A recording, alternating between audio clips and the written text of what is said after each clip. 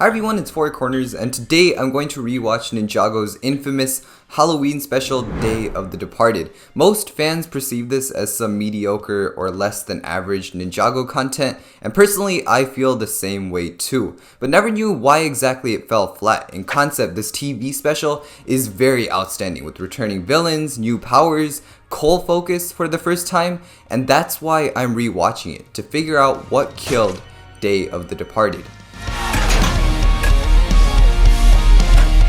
So the opening scene got me hyped. The yin-yang eclipse is lightly foreshadowed to the audience, and we get this really energetic desert scene as the ninja try to get to the museum on time. One thing I really like is that the background music isn't the typical Ninjago soundtrack, but instead rock and roll, which got me really hyped up. The only thing that's weird is how every ninja has these forced dialogues to introduce themselves with their name. I think without the whole formulaic naming bit, this whole scene would have been perfect. I'm gonna pause my old self there, but that point about each ninja being introduced feeling too formulaic, that actually leads to our answer for this video, so make sure to remember that for later. Now we get to the whole Day of the Departed part of Day of the Departed. I really like Wu's voiceover of the ninja paying respect to those they've lost, and also spending quality time with the ones they have. And my notes that I took as I was watching this just says Wu raising cup to first Spinjitzu master. I don't know why I wrote that down specifically, but I remember really liking that scene.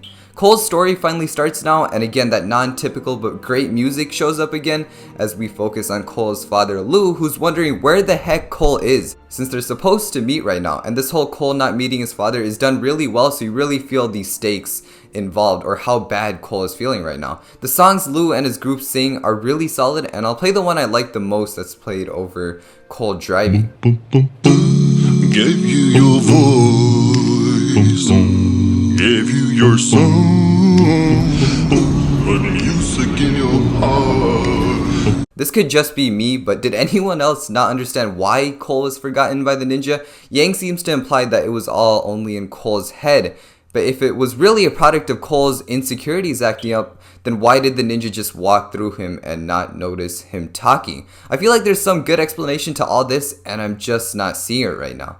This scene is where things really start to fall apart. I think it's a little too convenient that this once-in-a-lifetime eclipse happens at the same time that statues of the bad guys and their sidekicks are made, plus their vehicles apparently. Cole then accidentally releases the spirits of the villains thanks to Yang's masterpiece of a plan, which allows villains to come back only if they beat the ones who killed them off.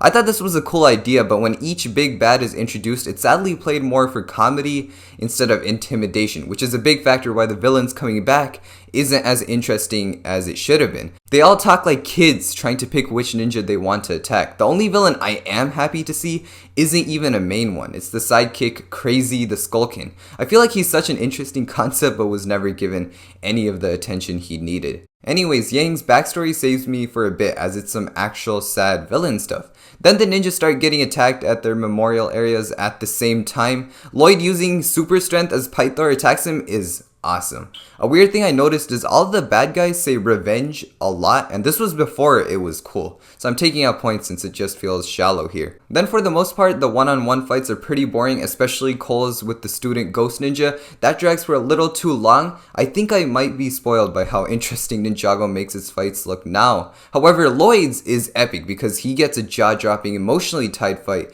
to his father. But the reason these generally don't work is because they're too formulaic. Jay gets attacked, then we switch over to Zane's story where he gets attacked, and so on for most of the other ninja. Then we come again full circle. Jay wins, Zane wins, and repeats for the rest of the team again. It's just like earlier where all the ninja were introduced one by one in the beginning. It's too formulaic to feel natural. So if Lloyd wins his fight, we know almost everyone else is going to win at the same time since we just keep going round and round in the formula. The only formulaic bit I liked was the memorial scene because it actually makes sense that all the ninja would have the same scenario there. Plus the soundtrack they used is amazing for that. Anyways, on the bright side, Derek gets like the best scene right here. My museum! What have you done? Sorry. As the ninja, Moro, Wu all meet up and realize they've forgotten Cole, this is when Day of the Departed starts living up to its real potential with all that formula stuff out of the way. Cole gets his RX powers, which will change the journey of his character forever. Like seriously, Cole became so much more awesome after they visualized his powers a little differently. Yang and Cole almost become friends as he explains the rift portal is the only way to escape his haunted house curse, and it's kinda sad to see how desperate Yang is when he tries to fight Cole, even when Cole is helping him after all that. But Cole gets the last slot to escape and turns human again. Finally! Then I like how they skipped a year after that, and even Yang gets a happy ending as the ninja move in with him so he doesn't feel old. Cole's way too nice and likable. He just sees the best in everyone. And that wraps up Day of the Departed, and I think we figured out what killed it. It was formula. From the very beginning, this need to have every ninja get their own name tag or villain storyline made it feel so artificial, especially since most of them went down the same way in order. Then on the villain side, instead of intimidation, I felt more of a lame comedy vibe. If you want to see a place where the writers did it right, look at the Council of the Crystal King. I already could feel Lloyd was in trouble when he walked in. Genuine fear there. I appreciate you watching till the end. Make sure to like and subscribe if you enjoyed this video and would like to see more. And as usual, I'll see you in the next one. Bye bye.